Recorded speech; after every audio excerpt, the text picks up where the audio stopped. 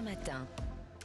Sébastien Bordenave, une BD historique ce matin que vous avez choisi pour nous, mais qui vous nous dites elle est plutôt accessible à un public jeune, c'est ça? Oui, cette BD est tout public et elle est effectivement idéale pour des ados. En fait, c'est une BD cheval de Troie.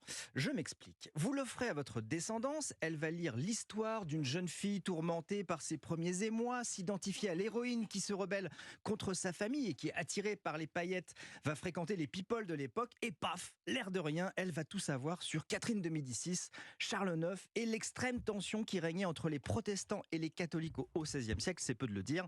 Alors la BD s'appelle La fille sage, sous-titrée L'escadron de Catherine de Médicis. La fille sage, c'est un personnage fictif. Et l'escadron de Catherine de Médicis, il a vraiment existé, cet escadron. On l'appelait l'escadron volant.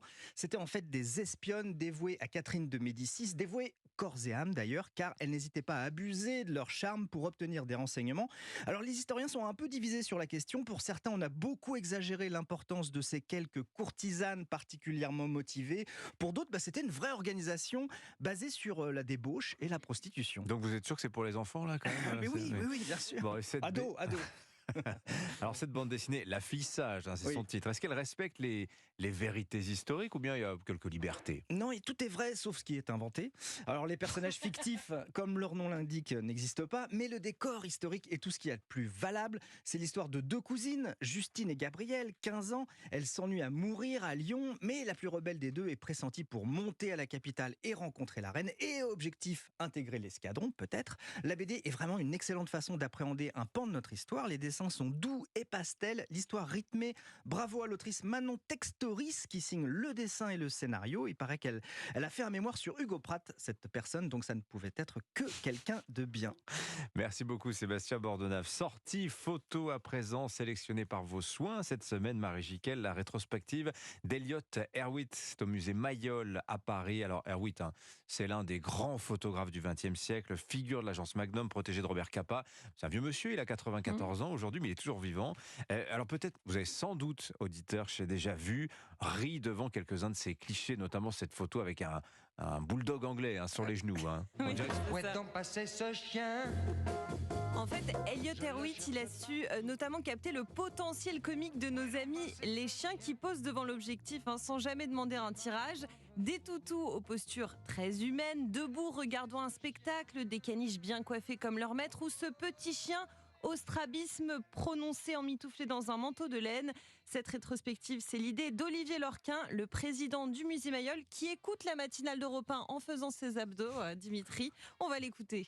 Cette photo en noir et blanc a été réalisée en 1974 pour une marque de chaussures. Une femme, aux grandes bottes, est entourée de deux chiens, un grand et un petit. Et Erwitt a réalisé cette photo à la hauteur des toutous. Dans le champ, il y a les pattes du grand, les bottes de la femme, et le petit chien est en pied, c'est lui la vedette. Et en fixant l'objectif, il semble dire au photographe, dis donc, tu as vu de quoi j'ai l'air ?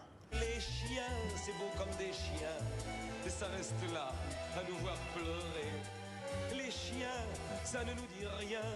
Surnommé le douaneau américain, comme nous prouve ce baiser capté dans un rétroviseur, Erwitt disait que pour faire une bonne photo, il fallait déjà trouver le cadre et attendre que quelqu'un y prenne place. Ah bah tiens, je me suis posé la question si c'était des mises en scène. Il y en a une notamment, on voit quelqu'un avec un parapluie qui saute comme ça, fait une fente avec la tour Eiffel derrière. Non, c'est totalement spontané, il attend. Voilà, patience. Saisir le coup de théâtre du quotidien où la personne hors norme, comme ce couple de nudistes tricotant sur un banc, ou ce lion au volant d'une voiture. Alors là, on peut penser que c'est une mise en scène quand même. Pareil, il faut attendre. Erwitt, c'est aussi un portraitiste, un grand portraitiste, Marilyn Monroe, Barack Obama, et toute son œuvre sonne comme une déclaration de tendresse à l'humanité. Voilà, et puis c'est du noir et blanc, c'est du noir et de blanc. la couleur aussi. Ah, il y a de la Beaucoup couleur. de surprises, oui. C'est vrai, tiens, j'ai surtout vu le noir et blanc. Les débuts de Kodak. Voilà, Elliott Erwitt, E-R-W-I-T, la rétrospective, 215 photos, c'est à découvrir au musée Mayol à Paris, c'est jusqu'au 15 août. On a un petit peu de temps. Oui, il y a du temps. Merci beaucoup Marie Jiquel, merci Sébastien Bordenave, merci beaucoup Vincent, à tous les trois.